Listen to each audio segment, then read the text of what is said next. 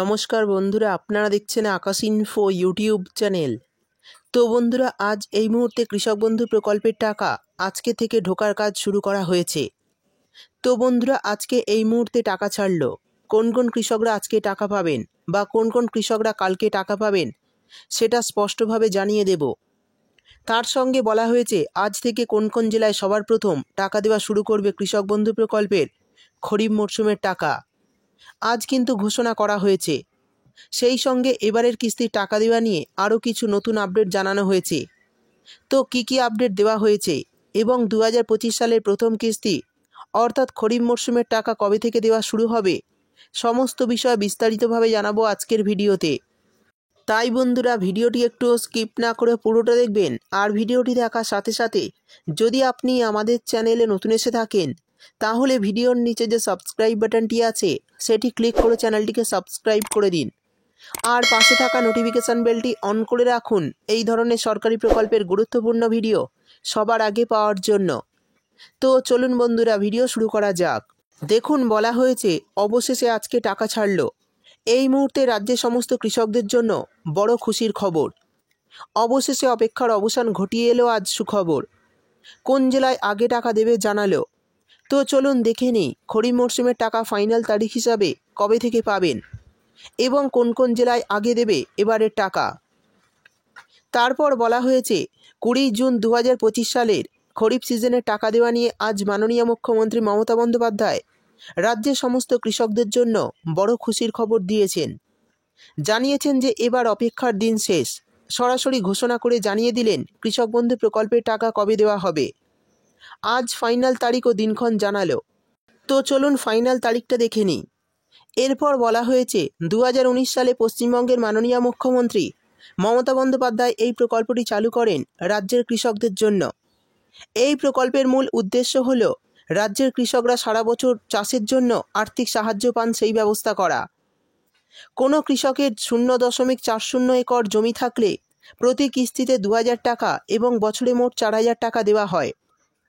কোনো কৃষকের 0.99 একরের মধ্যে জমি থাকলে জমির পরিমাণকে 50 দিয়ে গুণ করে টাকা নির্ধারণ করা হয়। কোনো কৃষকের যদি 1 একর বা তার বেশি জমি থাকে তাহলে এক কিস্তিতে 5000 টাকা এবং বছরে মোট 10,000 টাকা পাওয়া যায়। এর মধ্যে খরিফ মরশুমের টাকা সাধারণত এপ্রিল থেকে সেপ্টেম্বর মাসের মধ্যে এবং রবি মরশুমের টাকা অক্টোবর থেকে মার্চ মাসের মধ্যে প্রদান করা হয় উপভোক্তাদের ব্যাংক অ্যাকাউন্টে। অর্থাৎ বন্ধুরা, বুঝতেই পারলেন, 1 একরের বেশি জমি থাকলে তাদের বছরে কিন্তু সর্বোচ্চ 10,000 টাকা দেওয়া হয়। আর এটা দুটি কিস্তির মাধ্যমে দেওয়া হয়, একটি হচ্ছে রবি মরশুম আর অন্যটি হচ্ছে খরিফ মরশুম। এছাড়াও এই প্রকল্পের অধীনে থাকা কৃষকরা 60 বছরের মধ্যে মারা গেলে তাহলে সেক্ষেত্রে রাজ্য সরকার এককালীন 2 লক্ষ টাকার আর্থিক সহায়তা দেয় তার পরিবারকে। অর্থাৎ এই প্রকল্পে নাম থাকলে যদি কোনো কৃষক 18 থেকে 60 বছরের মধ্যে মারা যান তাহলে কিন্তু তার পরিবারকে রাজ্য সরকার 2 লক্ষ টাকার আর্থিক সুবিধা দিয়ে থাকে। এবার জানিয়ে দেব কৃষক বন্ধু প্রকল্পের খরিফ মরশুমের টাকা কবে দেওয়া হবে। আমরা জানি এই প্রথম কিস্তির টাকা সাধারণত জুন মাসের মাঝামাঝি সময় দেওয়া হয়। যেমন 2024 সালে 12 জুন টাকা পাঠানো হয়েছিল। সেই অনুযায়ী প্রশাসন সূত্রে খবর 2025 সালের টাকাও 22 জুন থেকে 28 জুনের মধ্যেই দেওয়া হতে পারে। অর্থাৎ বুঝতেই পারলেন, এই জুন মাসের টাকা কিন্তু 22 থেকে 28 জুনের মধ্যে আপনাদের ব্যাংক অ্যাকাউন্টে আসার প্রবল সম্ভাবনা রয়েছে। এবার বলে দেব ইতিমধ্যে কারা কারা টাকা পাচ্ছে। দেখুন, বলা হয়েছে আবারও আজকে টাকা দেওয়া হচ্ছে।